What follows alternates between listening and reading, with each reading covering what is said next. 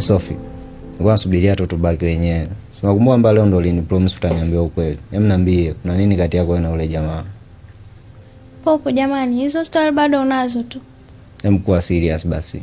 Unajua mimi hata nijue ukweli. Hem, niambie kuna nini? Popo, nilikuwa sitaki kabisa kukuombea uchafu wa rafiki yako, lakini kwa kuwa umetaka kujua, acha tu nikwambie. Rafiki yako ananisumbua sana. Yaani kila siku mtu wa matukio mapya namfumania Popo. Yaani kinachonumiza zaidi, nimemfumania mpaka na dada yangu. Da, pole sana Sophie. Sikujua kama unapitia hayo yote. Kutokana na mwanangu alinipromise kwamba kwako ametulia. So, hem, niambie, maamuzi yako sasa ni yapi? Wewe umeamua nini? Mimi sina maamuzi yoyote Popo, kwa sababu bado nampenda. Akili imechoka ila moyo bado unataka.